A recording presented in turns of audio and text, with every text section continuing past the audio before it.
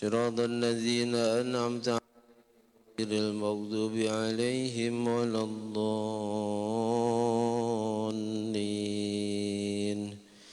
رب اغفر لي ولوالدي وللمؤمنين آمين. الحمد لله وكفى والصلاة والسلام على سيدنا ومولانا محمد المصطفى وعلى آله وأصحابه أهل التقى والوفاء. سبحانك لا علم لنا إلا ما علمتنا إنك أنت العليم الحكيم. رب اشرح لي صدري ويسر لي أمري واحلل عقدة من لساني يفقه قولي آمين. أما بعد. Yang sama-sama kita hormati, kita muliakan segenap jajaran pengurus dan Dewan Kemakmuran Masjid Al-Munawwarah Perumahan Anggrek Sari, yang juga sangat kami hormati, kami muliakan bapak-bapak, ibu-ibu jamaah salat subuh Masjid Al-Munawwarah. Hadirin wal hadirat, muslimin wal muslimat rahimakumullah wa as'adakumullah.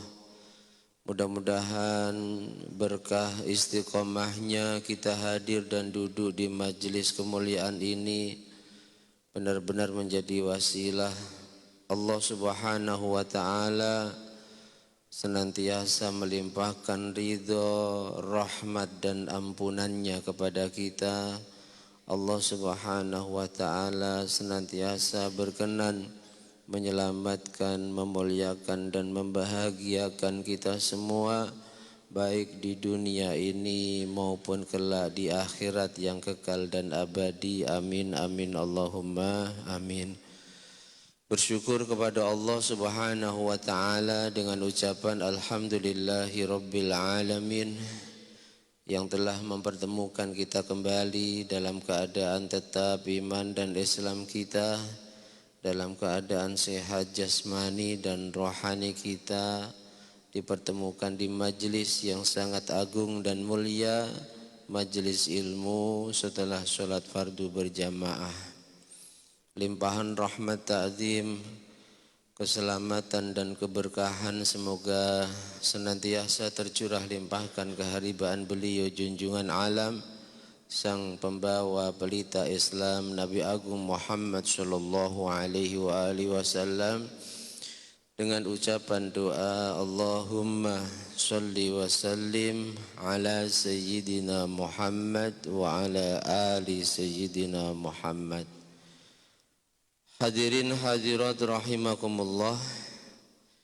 Mari kita lanjutkan kajian rutin kita, kajian kitab Al-Adhkar karya beliau Al-Imam Abi Zakaria Yahya bin Syaraf An-Nawawi. Bismillahirrahmanirrahim. Qala al-muallif rahimahullahu ta'ala wa nafa'ana bihi wa bi ulumihi wa bi asrarihi wa bi anwarihi fid daraini amin. Warwaina fi sahihi Muslim an Abi Dzar al-Ghifari radhiyallahu an qala li Rasulullah sallallahu alaihi wasallam ala ukhbiruka bi ahabbil kalam ila Allah inna ahabbal kalam ilallah subhanallahi wa bihamdih. Wa fi riwayatin su'ila Rasulullah sallallahu alaihi wa alihi wasallam ayyul kalami afdal qala ma istafallahu li malaikatihi aw li ibadihi subhanallahi wa bihamdih. Wa rawaina, dan kami Imam An-Nawawi meriwayatkan sebuah hadis dari kitab Sahih Muslim dari sahabat Abi Dzar al-Ghifari. Sahabat Abi Dzar al-Ghifari berkata, suatu ketika Rasulullah sallallahu alaihi wasallam bersabda kepadaku, wahai Abu Dzar, maukah aku khabarkan kepadamu tentang kalam yang paling dicintai Allah? Abi Dzar ditawari oleh Rasulullah mau dikasih tahu tentang kalam, ucapan, kalimat yang paling dicintai oleh Allah. Belum sempat Abi Dzar al-Ghifari menjawab, Rasul sudah jelaskan, inna ahabbal kalam ilallah, sesungguhnya kalam yang paling dicintai oleh Allah adalah kalam subhanallah wa bihamdih, kalimat tasbih subhanallah wa bihamdih, maha suci Allah wa bihamdi, dengan segala puji baginya. Ini kalimat yang kata Rasul paling dicintai Allah. Wa fi riwayah, dalam riwayat yang lain, su'ila Rasulullah, Rasul ditanya oleh para sahabat tentang ayyul kalam afdal. Ya Rasul, kalam yang paling utama itu kalam apa? Zikir yang paling utama itu zikir apa?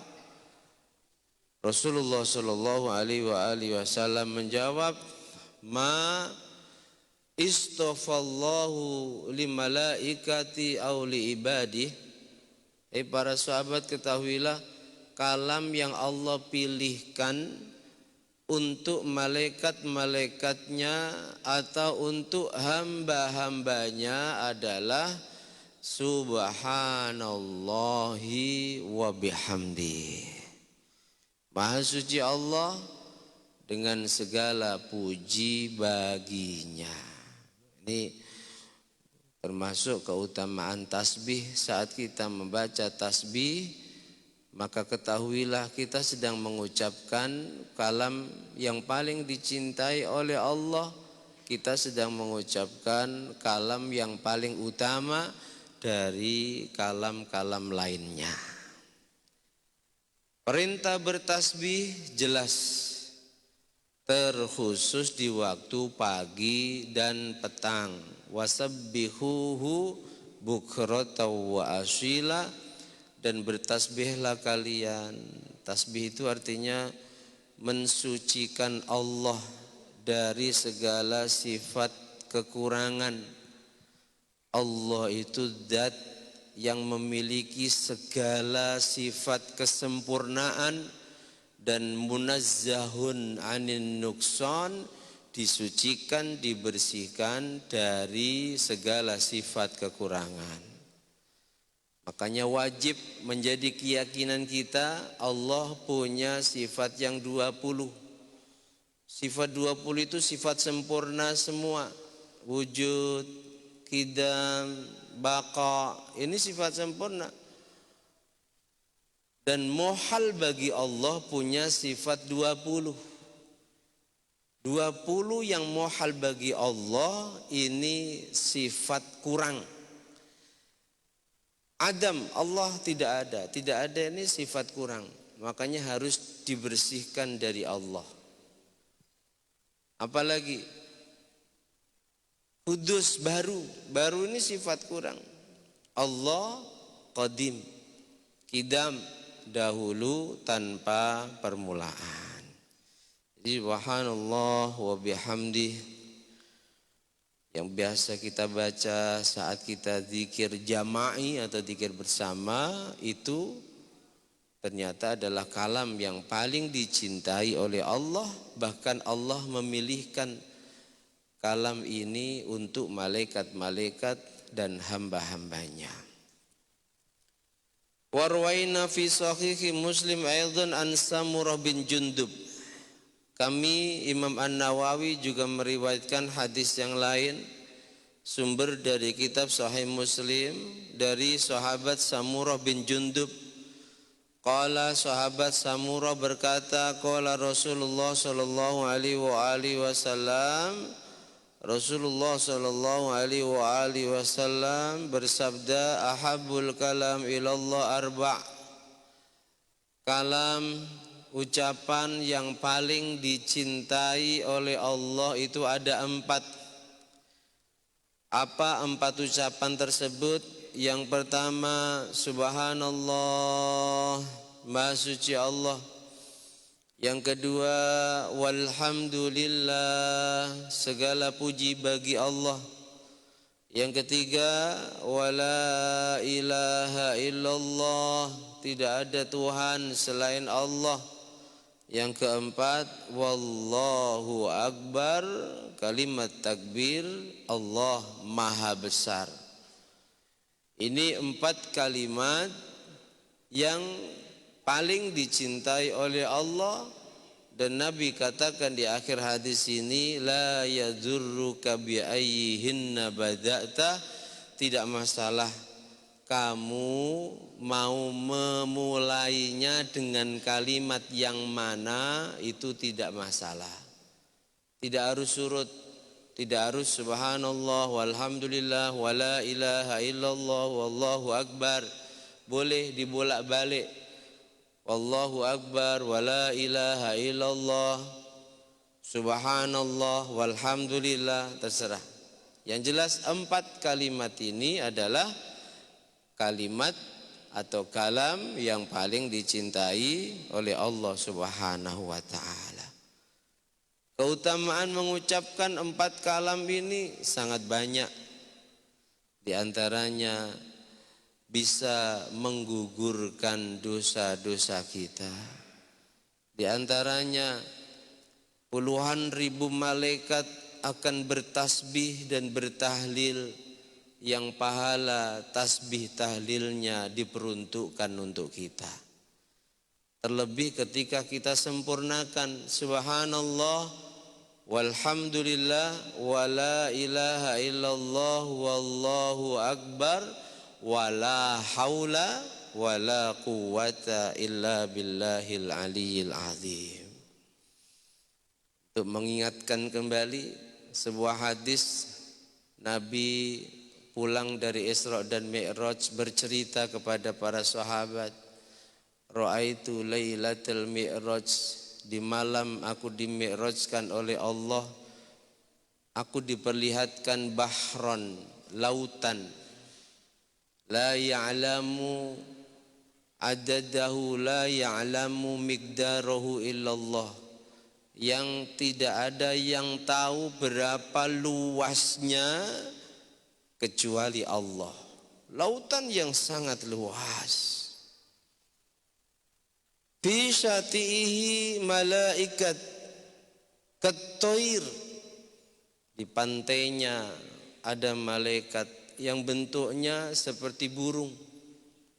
Lahu sab'una alfa janah, malaikat itu sangat besar. Kata Nabi, memiliki 70.000 sayap. 70.000 sayap. Idza qala al-'abdu subhanallah, malaikat ini ketika mendengar ada seorang hamba mengucapkan subhanallah, yang tadinya dia duduk santai di pantai, dia bergerak. Walhamdulillah, dia berdiri, membuka dan mengepakkan sayapnya yang 70.000 tersebut. Wala ilaha illallah, dia terbang. Wallahu akbar, dia terjunkan dirinya ke dalam lautan tadi. Wala haula wala quwwata illa billahil aliyyil azim. Dan ketika hamba tadi melanjutkan ucapannya, wala haula wala quwwata illa billahil aliyyil azim, dia keluar dari dalam lautan sambil membuka sayapnya. Dari sayapnya menetes puluhan ribu tetesan air laut tadi, dan setiap tetesnya Allah jadikan malaikat, yang semua malaikat yang tercipta dari tetesan air yang menetes lewat 70.000 sayapnya. Kata Nabi, yuhalliluna wa yusabbihuna, mereka bertasbih, mereka bertahlil, yang pahala tahlil tasbihnya mereka ridho dihadiahkan untuk yang mengucapkannya. Wa yastaghfiruna liqailiha, dan bahkan malaikat-malaikat tadi minta kepada Allah, ya Rabb, ampuni dosa si fulan, ampuni dosa si fulan, ampuni dosa si fulan. Yang mengucapkan kalimat subhanallah walhamdulillah wala ilaha illallah wallahu akbar wala haula wala quwwata illa billahil aliyyil azim. Ahabbul kalam, kalam yang paling dicintai Allah. Warwaina fi sahihi Muslim an Abi Malik al-Ash'ari, kami meriwayatkan lagi hadis dari Sahih Muslim, hadis diriwayatkan dari sahabat Abi Malik al-Ash'ari radhiyallahu an. Qala, sahabat Abi Malik berkata, qala Rasulullah sallallahu alaihi wasallam, Rasulullah bersabda, ad-tuhur satrul iman, bersuci itu separohnya iman. Bersuci, tahu tata cara bersuci dengan benar, mengetahui pembagian air. Air ada yang suci, mensucikan, yang disebut air mutlak. Ada yang suci, mensucikan tapi makruh digunakan. Ada yang air najis dan seterusnya. Tahu tata cara istinja yang benar, memiliki ilmu tentang tata cara bersuci. Ini artinya kita memiliki separuh dari keimanan kita. Sebab banyak orang umat Islam yang menyepelekan belajar tentang tata cara bersuci, tentang tata cara istinja yang benar setelah buang air kecil maupun buang air besar. Padahal di antara perkara yang menjadi sebab orang itu disiksa dalam kuburnya ketika di dunianya orang itu tidak tahu tentang tata cara bersuci. Satu ketika Nabi dan para sahabat melewati kuburan, tiba-tiba Nabi berhenti. Setelah Nabi berhenti, beliau berdoa di salah satu kuburan. Lalu setelah doa, beliau ngambil pelepah kurma yang masih basah dan diletakkan di atas kuburan tadi. Sahabat bertanya, "Ya Rasulullah, apa yang sedang engkau lakukan?"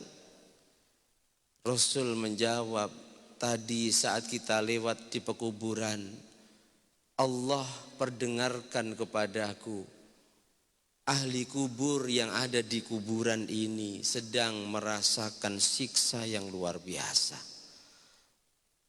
Minta tolong.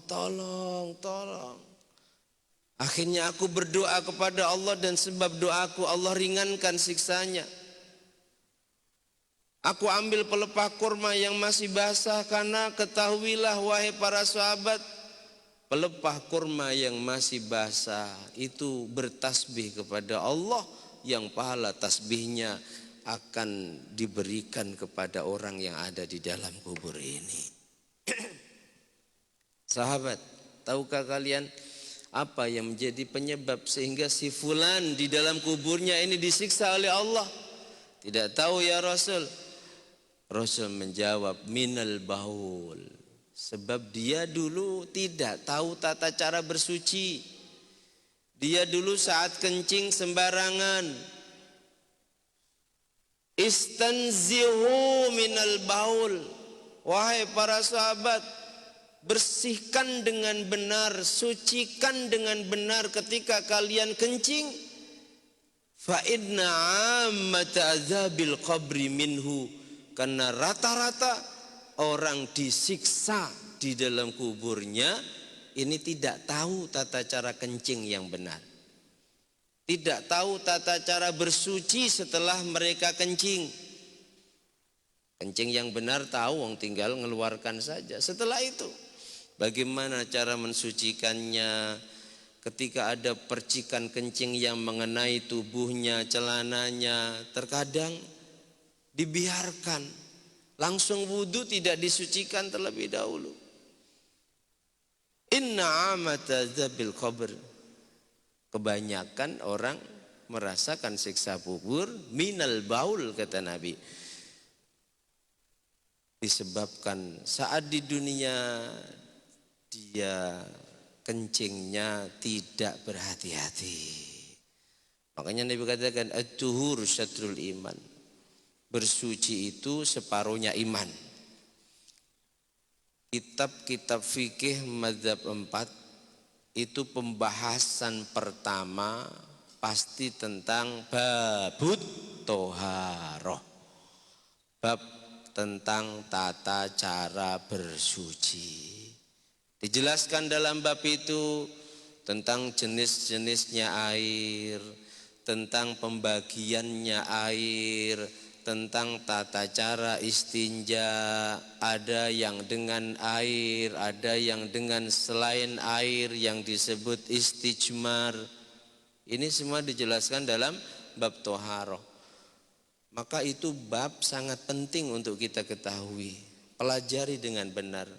Sebelum masuk bab sholat, mulai dari syarat-syaratnya sholat, bab bersuci, kita wajib ain untuk belajar dan memahaminya dengan benar.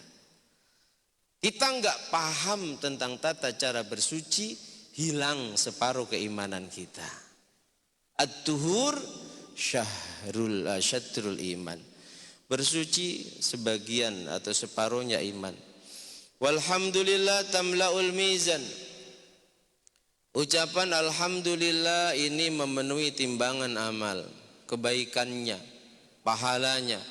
Wa subhanallah walhamdulillah, dan ucapan subhanallah walhamdulillah tamla'ani, keduanya ini memenuhi ma bainas samawati wal ard, apa yang ada di antara langit dan bumi. Keutamaannya, kebaikan yang bisa didapatkan oleh mereka yang mau mengucapkan subhanallah walhamdulillah.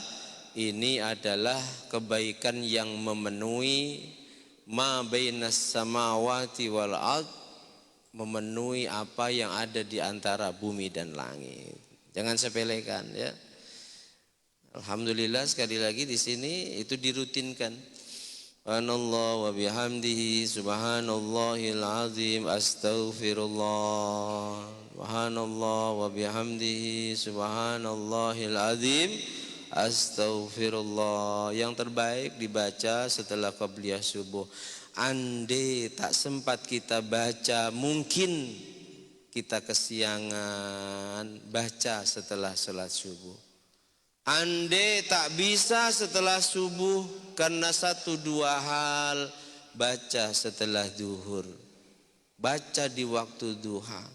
Jangan sampai kita tidak membaca subhanallah wa bihamdihi subhanallahil azim astaghfirullah pada hari itu. Ini tasbih Rasul sebut tasbihnya malaikat. Ceritanya hadis riwayat sahabat Abi Umamah Al-Bahili. Sahabat Abi Umamah Al-Bahili ini sahabat yang pernah ditakdir oleh Allah fakir, miskin, bahkan banyak hutang. Fakir miskin enggak punya hutang masih lebih nikmat dibanding sudah fakir, miskin, dikejar-kejar hutang. Dan itu pernah dialami oleh sahabat Abu Umamah Al-Bahili. Singkat cerita, karena Rasul melihat wajah Abu Umamah Al-Bahili ini selalu sedih, kedua matanya selalu sembab, dipanggil dan ditanya, kamu kenapa? Abu Umamah bercerita tentang kondisi ekonominya yang benar-benar sedang krisis. Bukan hanya fakir, miskin, tapi dikejar-kejar hutang. Lalu Rasulullah berkata kepada sahabat Abu Umamah, wahai Abu Umamah, maukah engkau aku ajari tasbih atau kalimat yang ketika engkau rutin membacanya 100 kali, meskipun hutangmu ini sebesar gunung Uhud akan Allah lunasi. Namanya memang pengen lunas hutangnya, pengen terangkat ekonominya. Rasul tawarkan seperti itu, ya bala. Mau ya Rasulullah, mau. Rasul ajarkan tasbih subhanallah walhamd subhanallah wa bihamdi subhanallahil azim astaghfirullah. Ini tasbih malaikat, baca setiap pagi setelah subuh kalau dalam riwayat itu ya, baca 100 kali. Ala kulli hal diistiqomahkan oleh sahabat Abi Umamah Al-Bahili membaca itu, dan subhanallah qadarullah, tidak begitu lama masanya Abu Umamah Al-Bahili datang kepada Rasul dengan wajah yang berseri-seri. Lalu Abu Umamah bercerita, ya Rasulullah, setelah aku istiqomahkan membaca tasbih yang kau ajarkan, alhamdulillah Allah lunasi hutang-hutangku. Alhamdulillah, yang sedang punya hutang amalkan itu. Kalau kita mau menambahkan dengan kalimat la ilaha illallah al-malikul haqqul mubin 100 kali juga. Keterangan dalam kitab I'anatul Talibin karya beliau Asy-Syaikh Ibnu Sayyid Muhammad Satu Ad-Dimyati. Pengarang kitab I'anah ini ulama-ulama Nusantara, sanad keilmuannya melewati beliau. I'anah ini syarah dari kitab Fathul Mu'in Syekh Abu Bakar Sato Ad-Dimyati. Nah, di sana diterangkan orang yang istiqomah baca tasbihnya malaikat tadi ditambah la ilaha illallah al-malikul haqqul mubin 100 kali. Pokoknya di hari itu dibaca yang terbaik setelah subuh. Nggak sempat subuh di waktu duha, nggak sempat di waktu duha di waktu duhur, nggak sempat di waktu duhur setelah asar. Yang penting sebelum maghrib tasbih dan la ilaha illallah al-malikul haqqul mubin istiqomah dibaca 100 kali. Di sana diterangkan orang yang rutin itu masalah ekonomi nggak perlu khawatir. Allah akan cukupi kebutuhannya, Allah akan lapang luaskan rizkinya. Amin Allahumma amin. Banyak pilihan, silakan yang mampu mana amalkan. Jangan sampai enggak mengamalkan. Ilmu ini nanti akan mengadu kepada Allah kalau kita tidak mau mengamalkannya. Sehingga ulama menjelaskan saat kita mendapatkan ilmu apapun, ilmu syariat maksudnya, usahakan meskipun sekali seumur hidup amalkan. Jangan sampai ilmu itu nanti mengadu kepada Allah.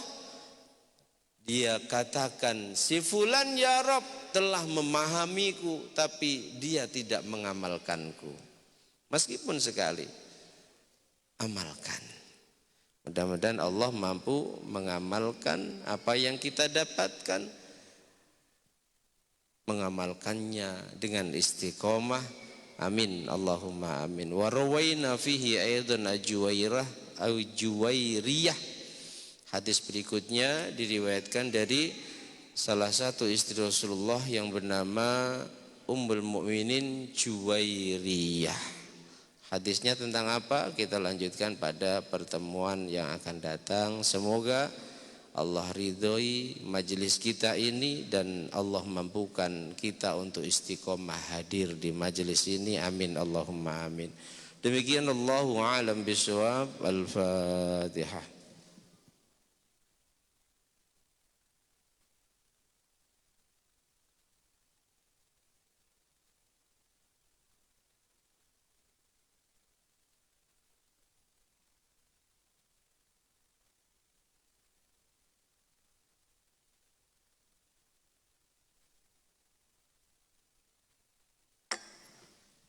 Ada pertanyaan? Syuruk jam berapa syuruk? 2 menit. Masih 2 menit lagi. Silakan kalau ada. Tak ada. Ada, silakan.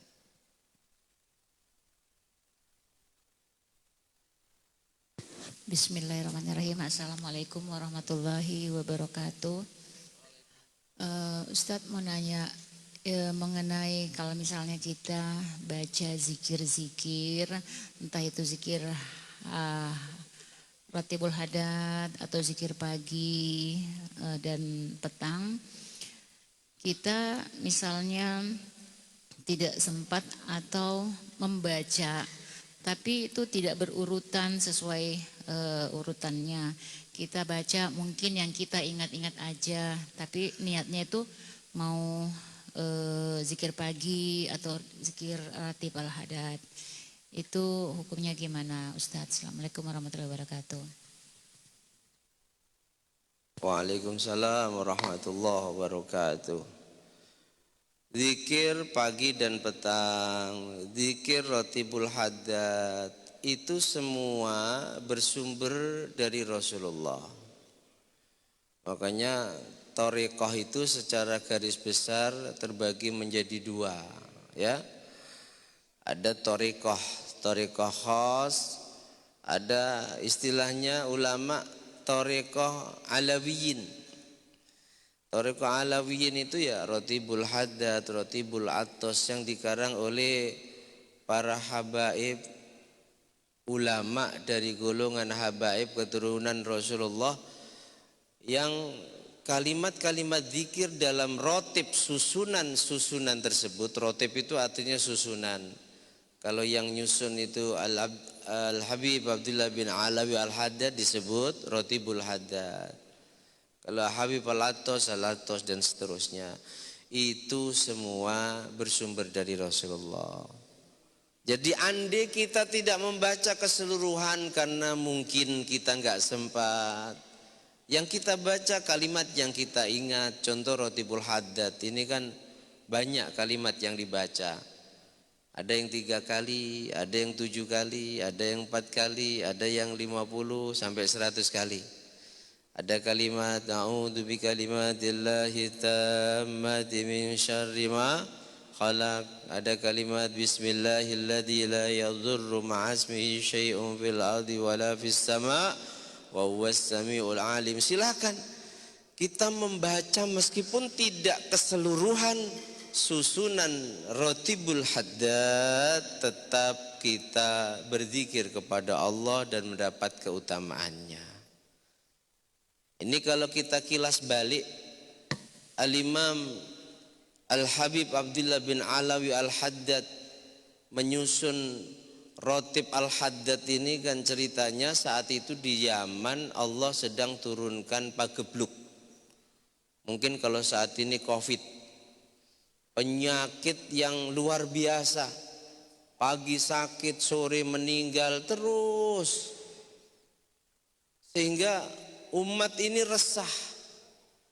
Nah, kalau yang resah orang yang beriman, itu solusinya sesuai petunjuk. Mereka datang kepada para ulama, minta doa khusus agar pagebluk ini segera dihentikan oleh Allah, krisis ini segera dihentikan oleh Allah. Singkat cerita, setiap ulama yang dimintai ijazah doa itu selalu menyarankan saat ini yang terdekat dengan Allah adalah beliau Al-Habib Abdullah bin Alawi Al-Haddad. Coba kalian datang ke sana, minta zikir atau doa untuk mengusir pagebluk ini, untuk menolak bala ini, Allah agar segera angkat krisis dan pagebluk ini. Lalu datanglah mereka kepada Al-Habib Abdullah bin Alawi Al-Haddad. Ini manusia istimewa. Kita kalau baca biografinya malu. Umur 3-4 tahun sebab sakit yang parah, kedua matanya buta. Meskipun buta, tiap hari sejak kecil, sejak remaja tak pernah kurang sholat sunnah dari 100 rakaat. Buta ini. Makanya istimewa, meskipun buta mengalahkan orang yang kedua matanya normal. Kecuali ulama mubaligh, beliau pengarang kitab dengan karya yang sangat banyak. Singkat cerita, Bapak Ibu jemaah sekalian yang dirahmati Allah, beliau mohon petunjuk kepada Allah. Yang lewat petunjuk itu tersusunlah Rotibul Haddad, diamalkan oleh masyarakat, dan qadarullah sebab berkah membaca zikir Rotibul Haddad dengan urutan dan susunan yang disusun oleh Al-Habib Abdullah bin Alawi Al-Haddad, Allah angkat krisis yang terjadi, Allah tolak bala dan penyakit yang Allah turunkan. Andai kita nggak sempat baca keseluruhan, ngambil sebagian saja yang kita ingat, maka tetap itu adalah zikir yang dari Rasulullah. Beda torekoh khas. Makanya orang yang anti torekoh itu mereka selalu coba tanyakan, terdapat di kitab hadis yang mana keterangan bahwa setelah sholat baca istighfar sekian, sholawat ini, la ilaha illallah sekian dengan cara begini. Coba tanyakan. Pasti nggak terjawab. Sebab memang para mursyid toreko, para pencipta toreko, entah Syekh Abdul Qadir Al-Jilani dengan Qadiriyahnya, entah Syekh Muhammad Bahauddin An-Naqsabandi dengan Naqsabandinya, entah Syekh Abil Hasan alias Syadili dengan Syadiliyahnya, itu mereka dapatkan zikir dengan cara tertentu, hitungan tertentu. Ini bukan dari kitab-kitab hadis yang ada. Paham? Tapi dari ilham yang Allah berikan kepadanya dari seorang guru yang guru itu mendapatkan dari gurunya, dari gurunya, dari gurunya. Karena kalau kita baca sejarah dengan jujur dan objektif, Rasul begitu juga para sahabat banyak mengajarkan dzikir-dzikir yang tidak diajarkan secara umum. Begitu ya. Tapi kalau rotib, entah al-attos, entah al-haddad, entah rotib-rotib yang lain, dzikir-dzikir itu kita buka kitab hadis, buku induk hadis yang 6 bahkan yang 10 di sana ada. Demikian ya. Jadi enggak perlu ragu kalau kita mengamalkan rotib-rotib yang disusun oleh para ulama dari golongan habaib. Ada al-attos, ada al-haddad, dan ada al-idrus dan yang lain sebagainya. Saya kira itu semoga bisa dipahami dan semoga kita digolongkan orang-orang yang ahli zikir kepada Allah. Amin Allahumma amin. Al-Fatihah.